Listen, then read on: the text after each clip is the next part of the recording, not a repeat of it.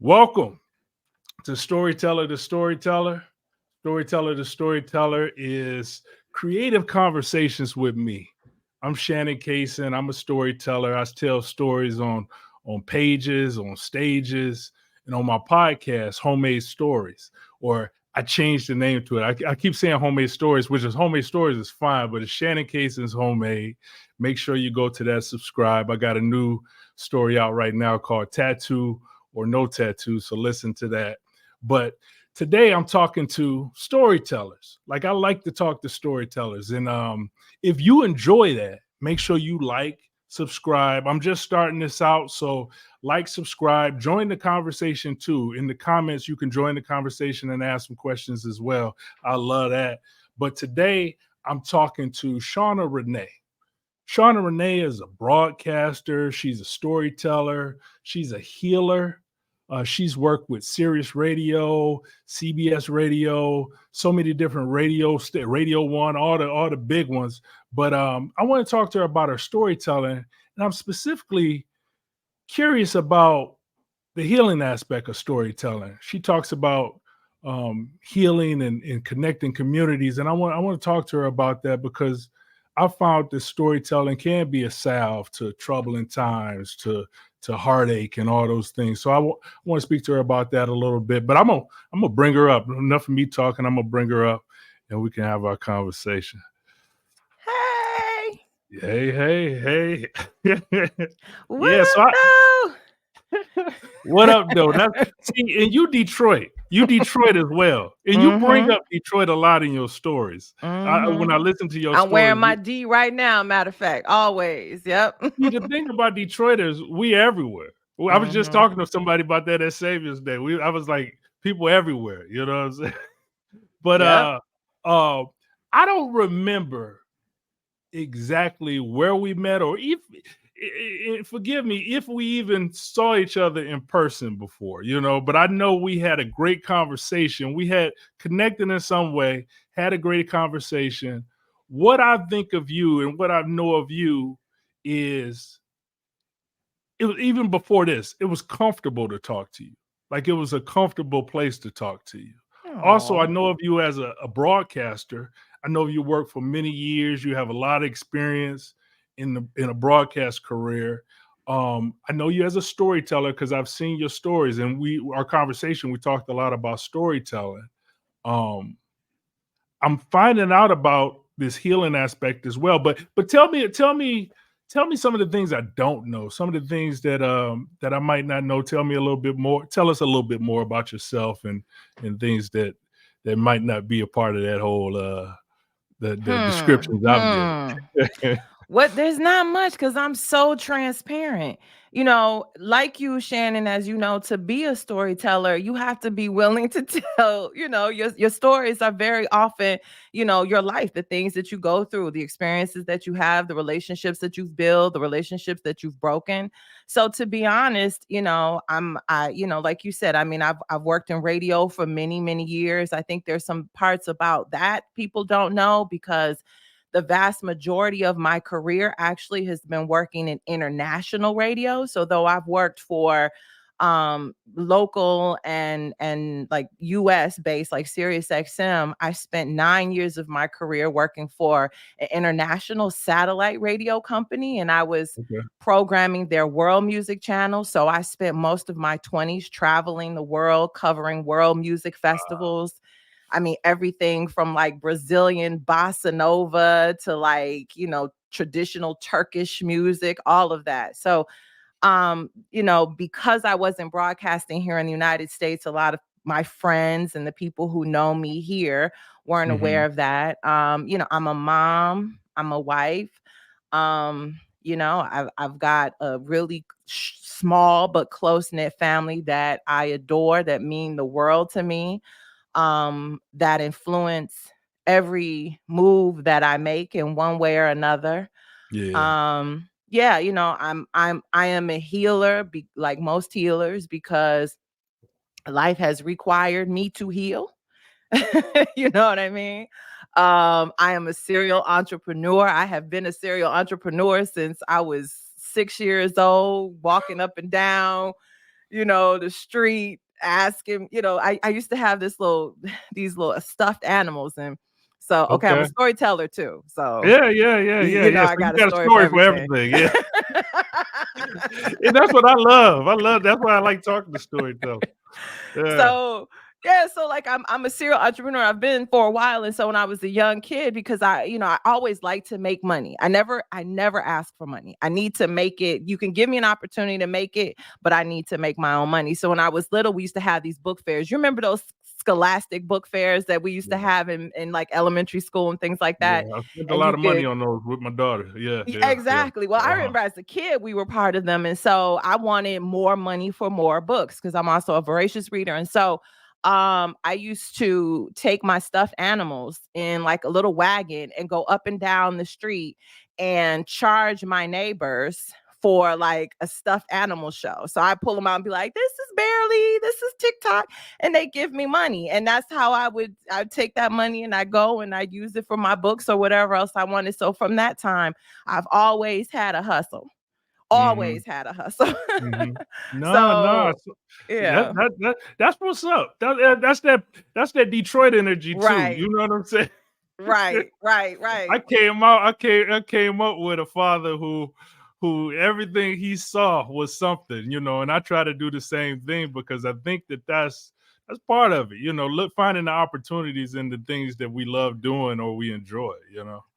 Absolutely. Let me tell you something. I adore your stories about your dad. Like I I feel like I may have met Mr. Cason at one time or another. I certainly have, because he is Detroit through and through. The way you describe him, and I've heard some stories where you've actually featured him. Yes, that is that Detroit hustle, make it any kind of way. Even if you got it, you still get out there and try to make more. Yeah, yeah, it's a confidence to it. That Midwest energy too. It's like a confidence to it. Hmm. Say it out loud. Say it out loud. In the description, you talk about like bringing people together in the power of storytelling for healing and connection. Go into that a little bit. Like tell me more about this intersection between the storytelling, healing, and then connection, and how did that all come about? So everything that I do, even my radio career, has Mhm. been about bridging gaps and exploring intersectionality, right? Um, and so again, here's a story. This one involves you. Yeah, I love it. I love All it. right. So years ago, this is maybe 2016 or 2017. I'm driving down the street. I'm an NPR nerd. Okay. So I'm listening to NPR, and a show called Snap Judgment came on. Snap Judgment. I think I never heard of it. And I just decided to listen. I heard one storyteller, wasn't sure what it was. I was like, oh, is this comedy? What is this? And then I heard you. Now I had no idea who you were. I didn't know anything about storytelling. I didn't know anything I about didn't you. set this up. I didn't set I know you didn't. This is the God's honest truth. I did not know anything about it. But I remember that day specifically, I was coming from a girlfriend of mine's house. We were hanging out, and she is one of my girlfriends from like third grade. And we're both from Detroit, but we live here. And we were just talking about that Midwest sensibility and how on Yeah, the East Coast you can't find it. And there were people from Ohio there and Indiana there, and so as I was driving, I was already feeling kind of homesick. And so I heard your voice, and within like 15 seconds I was like, man, I think I know this cat. And of course, I didn't know you, but I knew your voice. I knew your accent. I knew, just your speech patterns, everything. You reminded me so much of like the guys that I grew up with. And yeah, it so resonated with me. And you were telling a story about something that was happening when you were growing up in Detroit. I don't remember what it was, but I just remember that you mentioned Detroit. And all of a sudden I was like, oh, snap. That's why this feels so good to me, because yeah, this is my homeboy. So anyway, I went on to sort of learn more about storytelling through you. I went on to learn more about it because I've always loved being on stage, and I love stories as a broadcaster. Stories are so important to me. And so I found a storytelling show or a group here in DC. Group that You I had love. looked I've for it. done. You actively looked for I like something actively in looked for it. I was storytelling. like, yes, yes. Yeah, Because once I looked you up, but I was like, okay, I don't, like he's big time, he's on the radio. Like, what are we doing locally here? Right. So yeah. I found this group called Story District, and they've been around for years here in Forever. DC. Yeah, they've been around for Forever. a long And I've done a time. lot of work with them. I love them. I respect them, for they will forever be part of my trajectory. Anyhow, I went to one of their top shelf shows. Okay, which is like the end of the year show where they talk, Mhm. it's like their best of. Okay, And I okay. noticed two things, Shannon. One, I was the only one of very few Black people in the audience. Yes, yeah, I know what you're talking Okay. about. All Yeah, right. yeah, and you love it, but you like, dang. I couldn't even get anybody to go to the show with me because they were like, I don't even know what this thing is. But I was like, I'm going to go. And then I was surprised. I live in Washington, D.C. I was very surprised to be the only one of maybe 4 or 5 Black people in the show. Chocolate And this is City, a yeah. venue. Yeah, you know this. And this is a venue that holds at least 1,500 people. So, and then I also noticed that there weren't very many Black people, maybe one Black storyteller.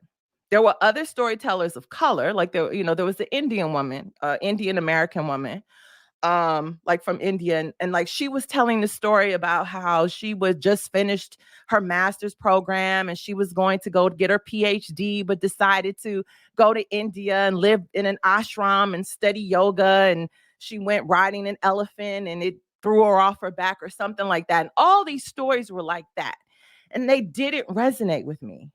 There was something about him. It just didn't feel the same. I'm like, these are great stories. They're interesting, but this has nothing to do with who I am. I don't Yeah, feel yeah. inspired. I don't feel touched. My heart, I don't feel warm. I don't feel the way that I felt when I heard you.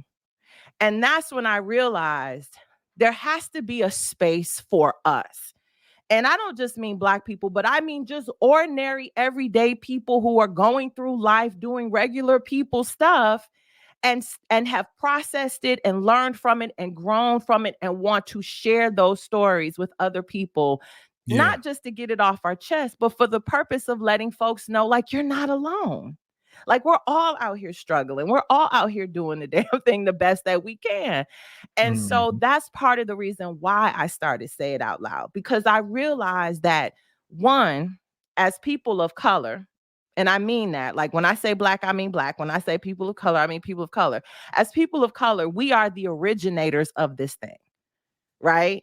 And Mhm. so, and we understand that telling stories it's a way of creating community.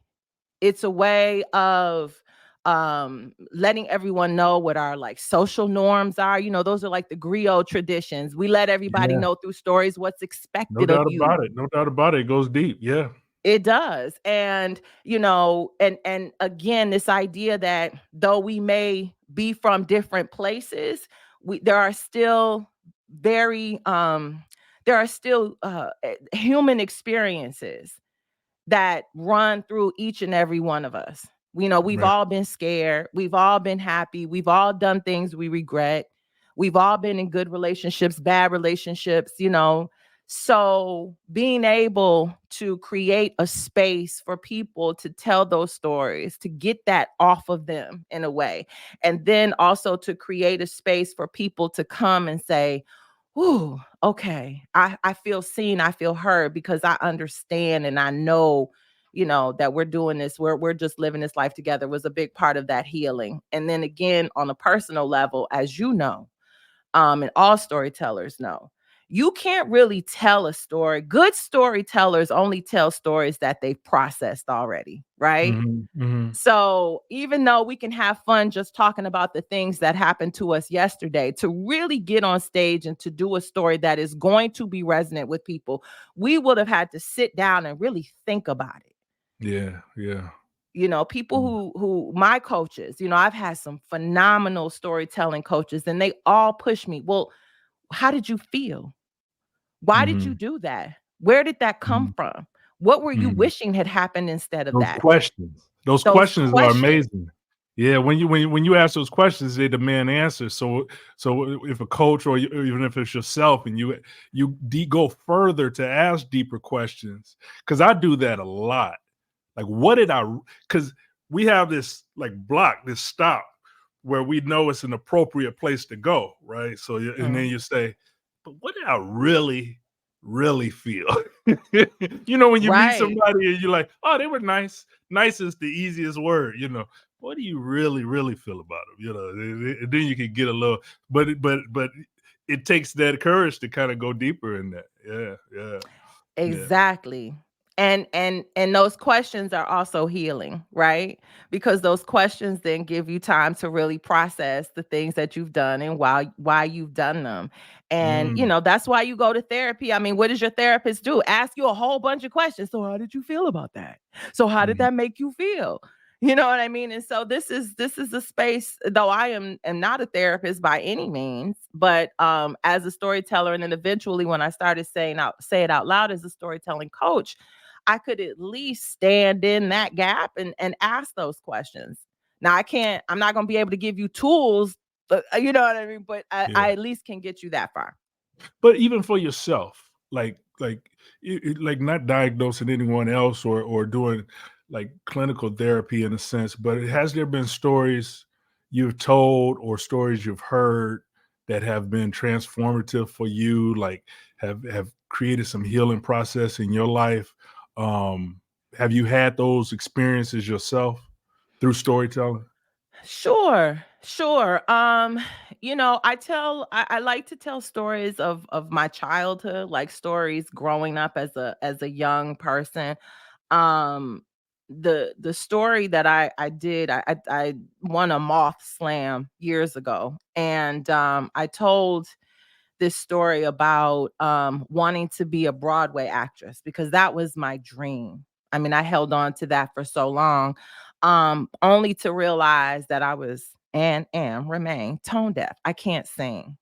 And that was devastating for me. Truly, it was, Yeah. because it changed. It forced me to shift my entire like life's trajectory. Everything that I had Mm, dreamt about up until the time I was 14 or 15 years old didn't seem possible for me. Now I know now that I could have still been a Broadway actress and not sang, but I didn't know that at the time. And so, it when I was telling that story, when I was workshopping that story and I was working with a coach, she forced me to really ask questions about, like, well, like, how did that make you feel? Like, how did it change you? Why haven't you gone back? Why, if that was a dream and now you realize that you could do Broadway, but without singing, but you didn't, why was it? And so I think that was like a moment in my life where I realized, like, not just that, but how many things happened to me as a young person, that sort of colored who I am and as an adult, and the decisions that I made and the decisions that I continue to make to do these things. Like, storytelling is a offshoot of that, yeah. being on stage. But there Yeah. were so many things that I didn't do because my confidence as a young person was like stripped from me when I realized that that was something that I could not accomplish. So I think that story really, when we talk about like that deep healing, like that deep work, that was a really powerful one for me. I can see that. I can see that, Mhm. and I've heard other people, and sometimes you're almost, you don't want to discount any dreams, but then like a person to tell you, and they'll tell you in a joking way, like I was going to be an astronaut, and they'll laugh about it like a little Mm. bit, but then that was really a dream. That was something that a person was going for, and I stopped myself even when you said that, like something you was going for was the Broadway actress, and that was something that you felt in your heart. I can feel you, because when you share that with the audience, it does release it somewhat, but also at the same time, it values it and lets you know that this is something that I really wanted in my life. Yeah, I do that with stories. Like you even brought up my dad, like relationship with my dad. Like I may want a stronger one. and I use the podcast as a way to have those conversations. You get what I'm saying? So it's a lot of times I think we can use storytelling to heal in certain ways. I know I've done that a lot as well. Yeah. What about our community? We both from Detroit, west side of Detroit, like, Indeed. do you think there's ways that storytelling plays a part or can play a bigger part in healing and connection for black people, black communities, bringing people together, like letting people. I had Binky on here. Binky runs a show called Grown Folk Stories in Chicago. Now, if you come to Chicago during Grown Folk Stories, you got to come, because exactly what you was talking about, you would be like, I love this, because it's a diaspora community, mostly black folks, but going on stage, they don't know nothing about the NPR shows. I ain't gonna say all of them, but many of them don't. They're just going up there. They ain't trying to be the Moth. They're not trying to be any other show. They just going up there and just telling their stories. And I see that that's a big thing. But in what ways you think that storytelling can heal and bring more connection within the black community? In that way. And I'm gonna check it out. My in-laws live in Chicago. Grown folk stories. So next time I'm there visiting them, I will. But in that way, I love the Moth. I love all of the, the on-stage personal narrative storytelling and all that stuff. The NPR type stuff. That's a great space, and we're in that space. But that's not really, again, how we do things. We tell stories around the kitchen table. We tell stories, sitting out on the porch, around the car, sitting outside the liquor store, whatever, whoever you happen to be. And so, we've always created that space for us to share our experiences. Again, that's innate in who we are as Black people. I think, though, creating a space for, again, communities, Black communities to come together can be very healing and very necessary, because the one thing that happens in those, like I said, is we tell stories like innately, is that we tend to stick with like our own type, right? So you from the West Side, I'm from the West Side. I'm sure growing up, we didn't spend a whole lot of time on the East Side of Detroit, right? No different than in Chicago. The folks on the South Side didn't spend time on the West Side. And they definitely didn't spend time on the North Side. So even though they lived in the same city, there were these disconnects, right? I love where you're going with this. Yeah. So then what you can do is, when you create space like that, like live storytelling shows, opportunities for people to come together in one space and say, listen, it doesn't have to be as formal. You know what I mean? We're not going to necessarily train you on like proper narrative structure. Like, we may have a theme to keep you on track. We may have a time limit, because you know how we do. We can be, you know what I mean? But we're going to give you this opportunity to come and meet people who are from where you're from, may have different experiences, but also things that are very much, we have things that are very much in common, or we have things in common, and learn a little bit about that. And I think when that happens, I find that we become stronger as a community, because those things that we believe separate us don't really. And those things that make us different, as we learn them, enrich us. And I found this to be very true when I left Detroit and went to Howard, and went to a historically Black college or university that, there were people from all 50 states, Black people from all 50 states. I'm coming out of Michigan thinking that Detroit, what we are into, everybody's into. I'm meeting people from Florida, from Texas, from California, from Oklahoma. I'm like, oh, New York, Boston. I'm like, oh, we're all kind of alike, but different at the same time. Yeah, no, it's not no homogenous. Yeah. No, we're not a monolith, not at all. But there is something, and that's what makes a good, like in stories. That's what makes for good stories. You get what I'm saying? Is variety and differences.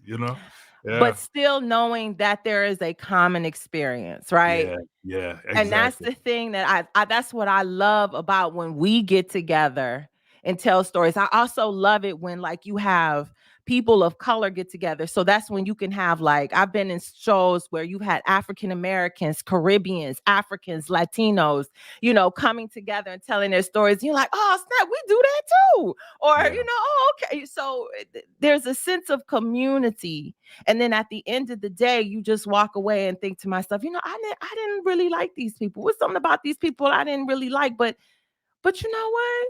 I mess with them I because understand now. yeah, Yeah. I Yeah. understand. Stories give a better understanding of a lot of things. Like even for me, like if I'm writing, or say I just want to get an understanding of different community, like I might not be in it. I watch a lot of comedians.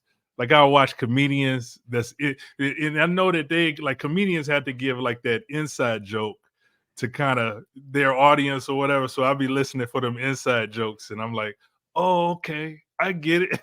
Right. Oh, it's like Right. this, it's like that. And stories do the same thing, but I think we don't have as many venues as you can find comedians in those things, So I agree with you. It should be more of that, more of that going That is on. my Yeah, dream. yeah. Shannon, my dream really is to do for storytelling what Russell Simmons did for poetry, Oh right? yeah, yeah, You yeah. know what I mean? Back before Def Poetry Jam, it was just like the storytelling scene. Like everybody was kind of off doing their individual things in these little towns. Your New Yorkers were doing their thing, your Philadelphians were doing their thing, Detroiters, I remember going to these little, poetry freestyle things we were Mhm, doing, mhm. ciphers and stuff. And then he was able to, through television, kind of bring it all together and to create a community that then branched out. Right now, all of a sudden, everybody's doing it. That's what I want to happen. And let me say this too. I Mhm. want it to be done the way we do it. One of the things but we had to stop doing our storytelling shows around the pandemic because I wasn't into the virtual thing. But I was working Mm. with some musicians because I was like, Black folks, everything we do has a rhythm to it. We don't tell like I'm fine going on stage and telling stories for these other organizations, but like when you tell stories in front of Black people, there's a rhythm to it, and there better be some music involved one way or another. And so, you know what I mean? Like being Grown folks able to stories got a DJ. Yeah, yeah. one way Yeah, or yeah. another, there needs to be some music. Again, that's that griot tradition, right? Mhm. Our storytelling has always been rhythmic and musical. That's in our bones, in our DNA. No doubt. So, yes. So, being able to create those spaces, but in a way that feels authentic. Yeah, Um, the thing I love about from the aspect of storytelling, like you got comedy, you got, poetry, but then storytelling is a vulnerable medium, like because I like it when people drop the fronts, like the fronts kind of come down a little bit and you let a person in. Because storytelling don't work. Like a story don't work without a little opening. You can't just tell a story like a rap song, right. like a rap battle. And I love rap. I'm a hip hop dude. A rap battle, everything I do is the greatest thing in the world, Mm-hmm. and nobody Mm-hmm. else can touch it. You can't really tell a story in that way, or else you just kind of lose it. So I like Yeah. the vulnerability of storytelling in that aspect where people can feel, I'm not alone out there. I look perfect, but some things I want to tell you about that's going on or have happened in my life. I love that kind of stuff. Yeah. And do you know how strong you have to be to do that? Yeah, yeah, it's a powerful thing to do. Yeah, You know yeah. what I mean? I mean, everybody can't do that. You put yourself on mute. It just automatically. Okay, yeah. There's a reason why certain storytellers sort of rise to the top. I mean, there's a reason why, you are a storyteller that comes up in so many storytelling circles because you are not afraid, you know what I mean, to tell those difficult stories. And I mean, I don't want to put words in your mouth or like thoughts in your mind, but it would appear to me on the outside looking in that you're also not overly concerned with judgment. And I think that's the thing that makes people that makes it difficult for people to really do storytelling, especially Black folks to do storytelling in certain environments, because there's that fear that what we're Mhm. going to say is going to be misinterpreted and Yeah, we're going to yeah. be judged, Mm. Yeah. Yeah. for not Yeah. being perfect idea, whatever. So that's why I also think creating safe spaces for us first Nah, is I really love that. important. I love that. And yeah, and I then love that. and then again, I'm like, we gotta sprinkle a little seasoning on all the other, you know what I mean? Like I'm not saying that we can't go out here and do these other shows. I think it's necessary. Mhm. But say it out loud, and the purpose of say it out loud, and some of the work that I do and the way I'm very intentional about the shows that I show up for, um comes out of the necessity to create space, and also for me to be brave No sometimes when I'm doubt. not, you know. I wanna take a second to lead into this, and I wrote something, and I was trying to pull up you saw me trying to fix this because I'm learning this technology, but I'm just I don't know what's gonna happen here, but I'm gonna press this button. Let me see. Okay. Let's see. Does anything happen? I don't know. Oh, yeah. Yeah. I see. Yeah, oh, you Yep. see something? Okay. I see a picture of my dad. Yep. At the end of last month, we lost a broadcasting legend whose voice resonated beyond the airwaves. His name, the Black Eagle, was synonymous with activism, community engagement, commitment to truth. My whole family listened, Shawna. Oh. My whole Mm, family. Anytime you get in mm, the car, my mom, my uncle, my ex-wife, who's my forever friend, who's sitting right to the side right now. Anytime you get in the car, she listening. mm, Joe Madison. mm, mm. Oh. We lost a legend, but you lost your dad. Mhm. Can you reflect on the legacy of your father, Joe Madison? Um, so, you know, all that has all that can be said about him as a broadcaster, I think has been said. My father was an activist first and foremost from the time he was a young man, for as long as I've been alive. His career started off in the NAACP. He was one of the youngest leaders in the organization in Detroit at the time, and he was doing a lot of that Detroit. That's grass. what I'm talking Huh? about. No, I We just say? said Detroit. That's what I'm talking Yes. about. Oh, absolutely. Yeah. I mean, that's where he started. He started in Detroit. Mhm. I mean, both of my parents are from Ohio. They're from Dayton, but after they got married, he got this job at the NAACP in Detroit, and that's how they both ended up in Detroit. And so, I grew up with a sense of responsibility, to the community. Now, he worked for the NAACP, so he was a civil rights activist. He was a social justice activist. That's where his passion lies. And so, I always understood how important his work was. And he always taught us that no matter what you do, there has to be a sense of responsibility to a community in your work. Like, you can't just be doing this for yourself.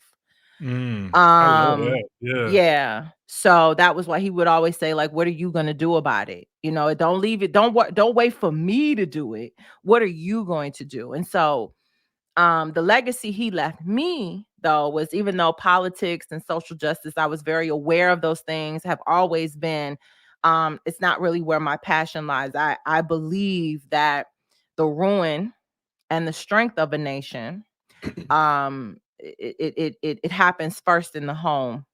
And so my passion is community, relationships, families, health, wellness, what we've been talking about, healing. and so his legacy, at least through me, lives on in that I continue to ask myself, what am I going to do about it? I raised my son, the same way. Like, I don't know, he's 17, he's going away to college next year, he's still trying to figure things out, but I'm always like, no matter what, you know what I mean, you come from a strong legacy, and not just on my dad's side. I mean, I come from Yeah. some folks on both sides. And so saying to him, like, even if you want to get out there and be rich and live in the penthouse and drive the fancy car, you know how teenagers, boys want to do. I'm like, that's fine. But whatever you do to get there, make sure somebody's coming with you, or at least make sure that you're creating space and opportunity for somebody to get there as well. In terms of like his professional legacy or his public legacy, but my father personally, and I think everybody in my family can say this, like, he was like a rock. You know what I mean? So like when he passed away, I think, I felt like the rug had been pulled out from underneath me. I was like, Mm. "Ooh, shit, now I gotta grow up." You know what I mean? Like, it's time for me to really step up and I don't know, become an adult. I mean, I'm 48 years old, but you know what I mean? It just See he that was always honesty? Look at that. That right. storytelling honesty. Look, Exactly. Like, okay, we all the same right. age. I always say 40-something, you know? Right. Yeah, that's what I'm saying. I mean, it's the reality of it. The gray hair, you know what I'm saying, it's gonna tell the story. But yeah, so he was always there. You know what I mean? Like, we could always depend on him. He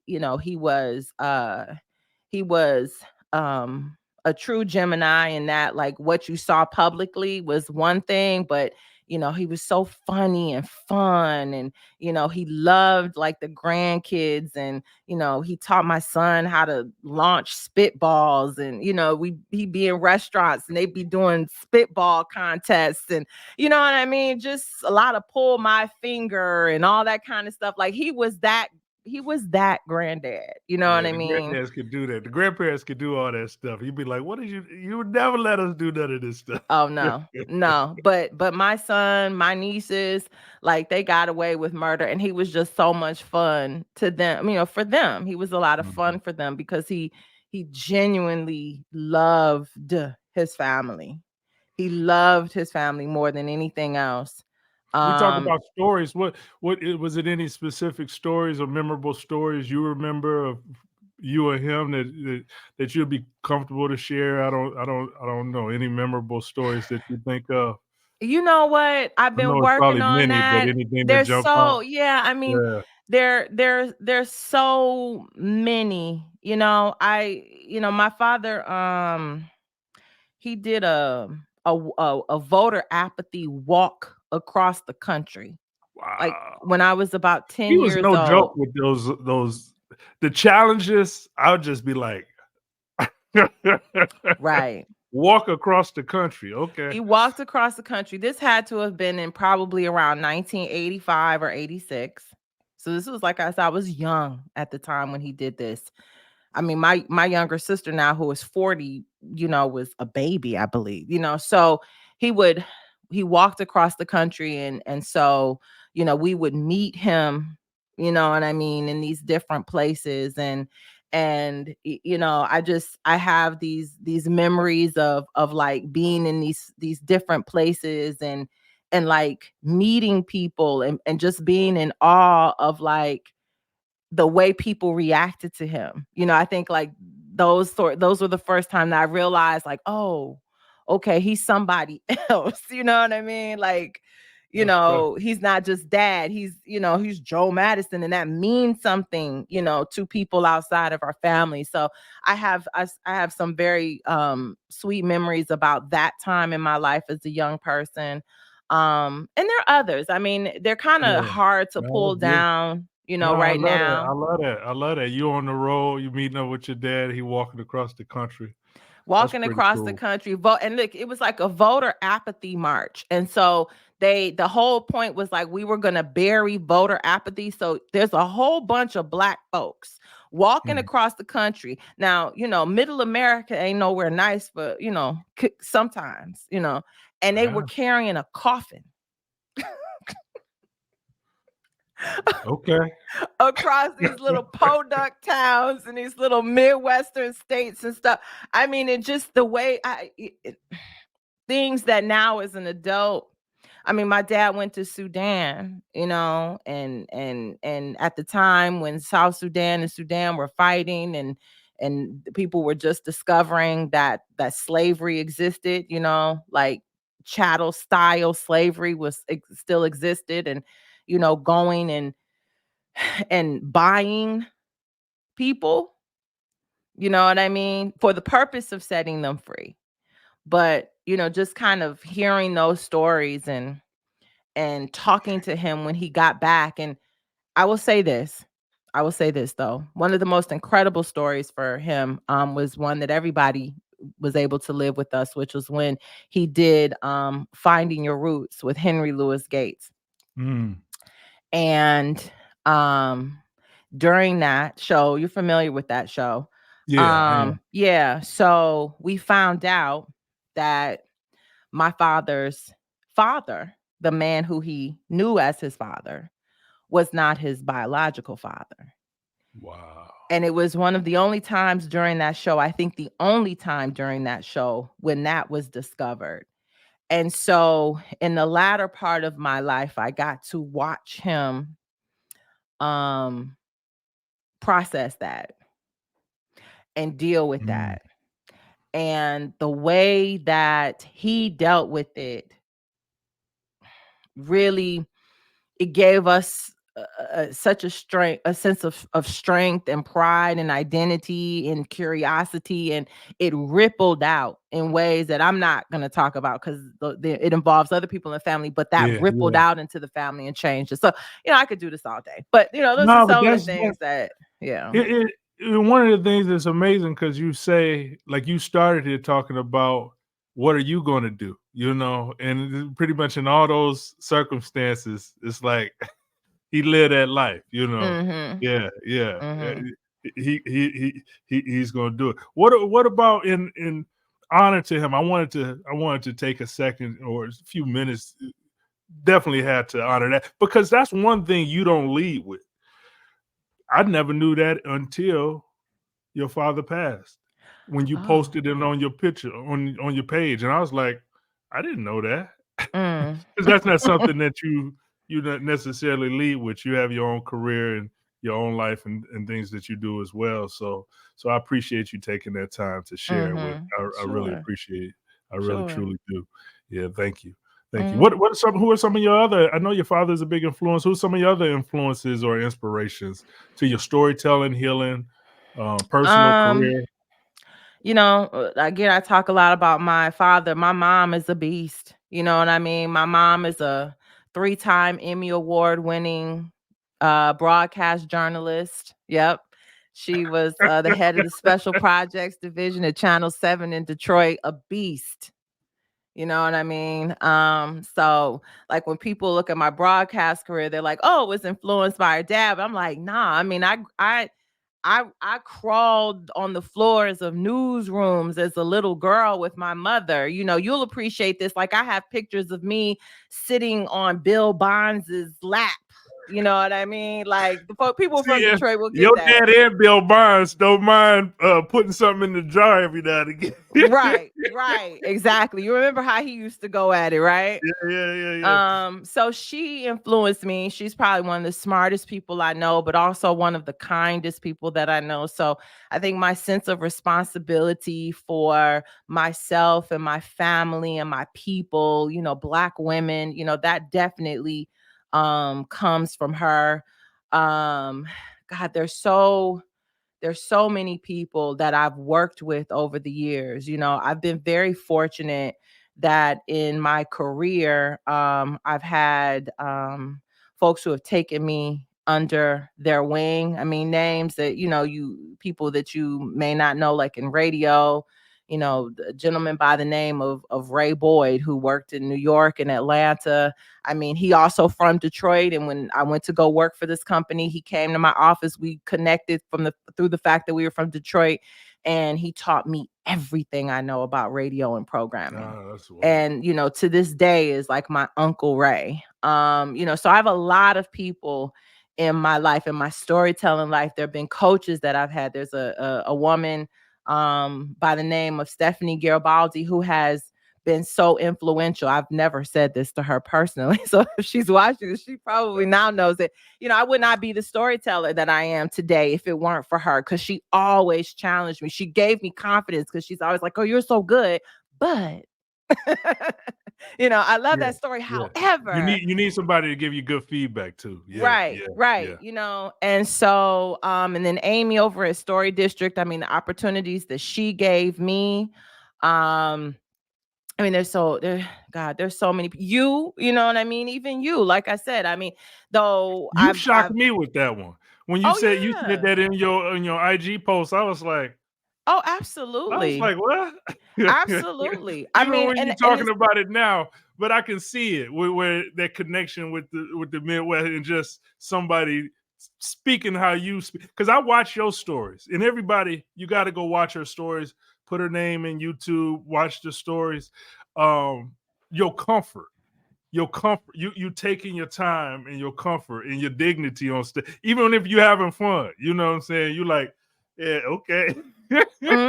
Well, I mean, you know, there are people, and that's the thing. That's Joe Madison's daughter, right? Because there's also that you ain't about to get out here and embarrass me. You know what I mean? I can see that part. I'm gonna take you through some segments real quick. These some ending segments, and because I'm always curious about this. So I call this read, listen, watch, binge. Read, listen, watch, binge. Okay.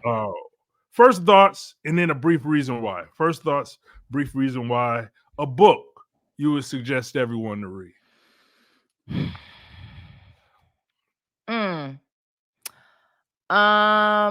Oh gosh, you see how many books I have behind me. I know, yeah. It's hard for voracious readers because they got so much, they got so many in their mind. They don't want to just get. You can give a few. I mean, okay, it don't I matter, would say, all right.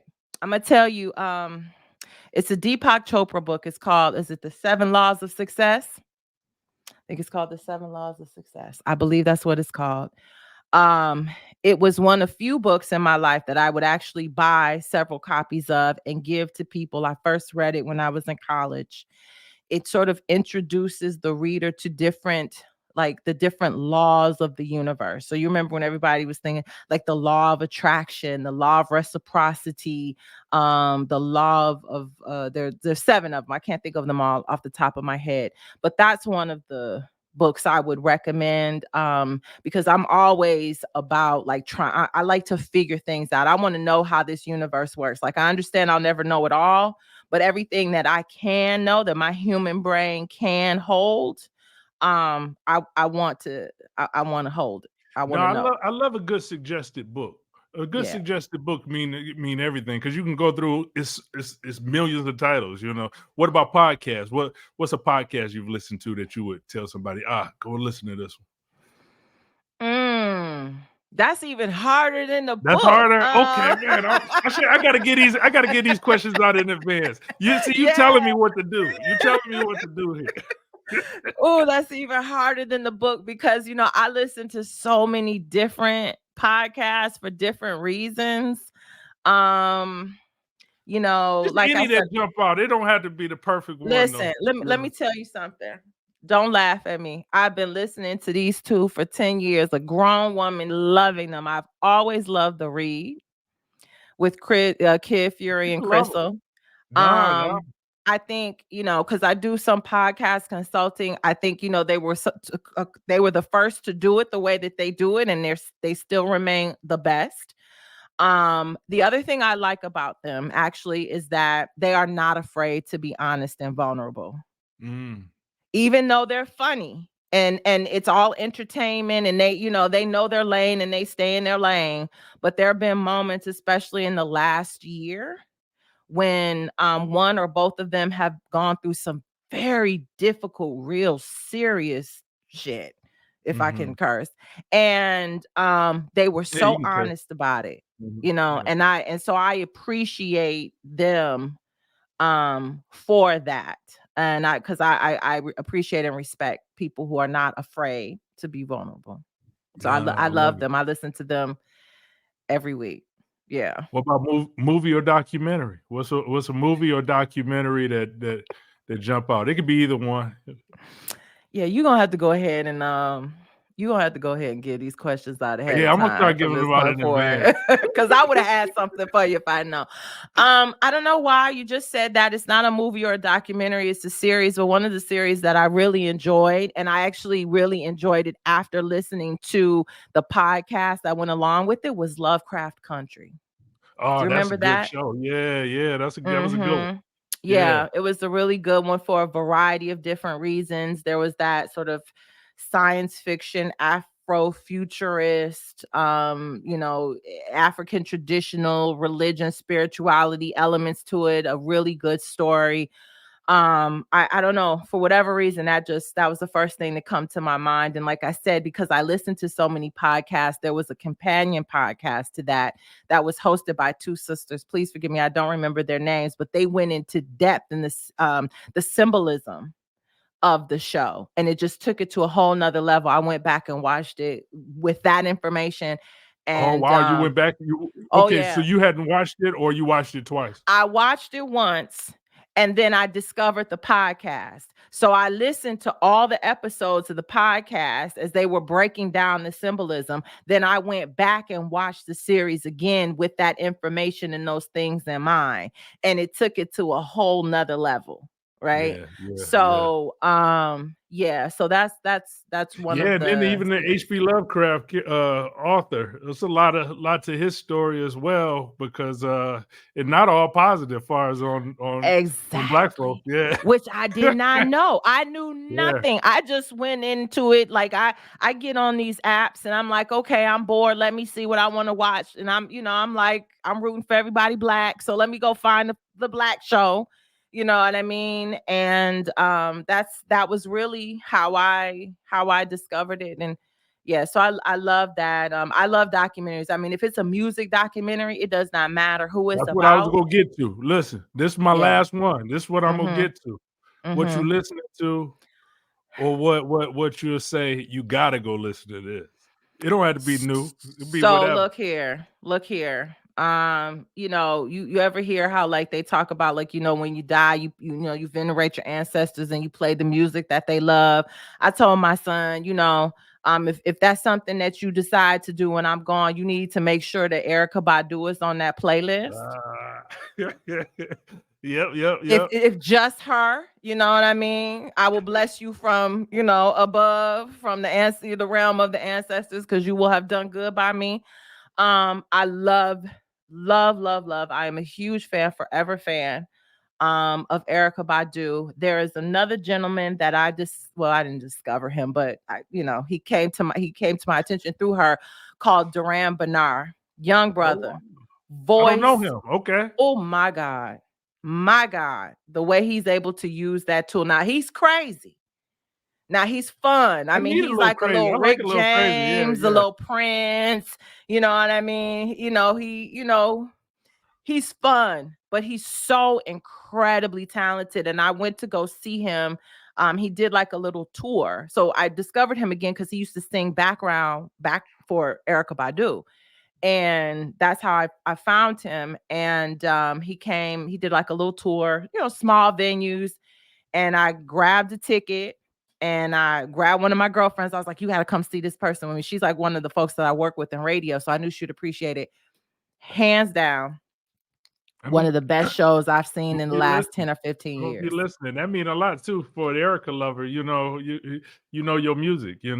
So I'll be Mm-hmm. listening to that. I Yeah, appreciate that. And Duran I'm gonna Bernard is say, his name. hey, the Mother Boomer on here, amazing Oh, TikTok storyteller, amazing. Look up Mother Boomer on Mother TikTok. Boomer. Okay. Mother I Boomer, got it. look her up. And then the Anomaly says it's a great episode. We appreciate that. Oh, The thank Anomaly. you. Yeah. Now, okay, in time running for us, but I know we got time. But one other segment. This is called Be Brutally Honest. And it's a story which you have no problem telling, but it's not like you don't have to go into we can talk out the story, is what I'm saying. Okay. We All got right. I'm categories. with you. Three categories: Black history, because it's Black History Month, Black family, and Black love. Black history, Black family, Black love. You choose a category, and then I'm going to give you some prompts. Black love. Black love. Okay. A story, a love story set against the backdrop of Black art, music, literature, and art. Am I telling this story? Yeah, you could, if that brings a story to mind, tell me a little story or we can talk it out. But if you say pass, I'll just go to the next question. I'll give you another. Let's pass because I don't have any experiences. Most of the dudes that I dated didn't That know sounds much like about some Love Jones stuff, don't it? It does. I'm like, oh, I wish I had that experience. But you know, my husband's from the south side of Chicago. Now, if he was like Black love and sports, you know what I mean? A story, where I go? A story about an unexpected connection or friendship that blossomed romantically.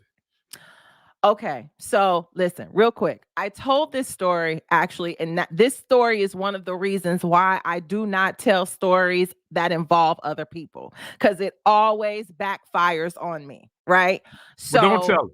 Okay, I've already listen. I told it. It's out there. I told it in one of Diana Vega's virtual stories years ago. Anyhow, yeah. So there was a guy who I kind of had this crush on when I was in middle school. We were friends, but I was kind of boy crazy. So he was like one of 7 guys that I had a crush on, and we went our separate ways after middle school. I hadn't heard from him. I saw a picture of him maybe when I was in college because he went to Freaknik or something, and somebody happened to get a picture of him, and I was like, oh, I know that guy. I went to school with him. Wow, okay, I see you. It was that kind of thing. And so years later, when we were in our 30s, we reconnected on Facebook. And so, I was so excited because it felt like it was going to be one of those stories where like 2 young kids separate and they come back together and they live happily ever after. And I was so excited about that, but then just kind of came to find out like he was a nice guy, but like he didn't drink, he didn't curse, you know what I mean? He was like, we were just so different. And I remember too much with a person, like, you know what I'm saying? Sometimes you're just like, I don't trust people who don't curse, and I don't trust people who don't drink unless you have you're recovering. If you're a recovering alcoholic, then I trust you. But if you don't curse or just drink by choice, I don't trust you. That's just me. So it just everybody got their preference, but my thing is that I was so disappointed because we were so different. And, and so I told that story and I told him I was going to tell the story. And he called me after he watched it. He was like, you kind of made me sound like an asshole. And I was like, well, I mean, such is life. That's what's up. I appreciate it. I appreciate you bringing that one back up. Yeah. So what's next for you? I still love him. What's next for you? What do you have going on? Any things coming up that you're working on? Not at the moment. I'm gonna be jumping out. I'll probably do a few more stories. I jumped back out there after the pandemic. I know you're taking time as well. I'm taking a little. I'm taking time, and then kind of it's pushing up against. Like I said, I'm really, my son is about to go away to school, so I'm kind of focused on my family right now. But there are a couple of things that I'm excited about. How you have those things that they're not really in your control, like you put it out there and then if it happens, it happens. So I'm kind of in that space. I don't want to say anything, until it happens. But yeah, I'm gonna probably take these next few months through the end of the summer to just kind of focus on my family, focus on myself, give myself time to grieve and all of that, support my family in that. And then probably like by fall, September, it's going to be on and popping. I can't wait. But I will be popping up and telling stories like, if there's a storytelling show, and I've got a good story for the theme, like hit me up, let me know. The stage is where I feel most alive.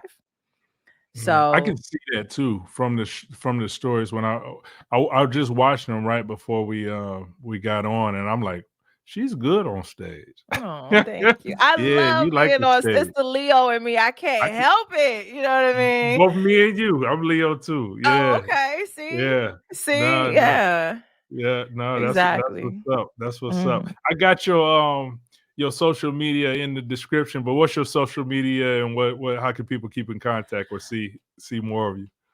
Best way is Instagram. That's where I'm most active. I'm at Shawna Renee, SHAWNARENEE_IG.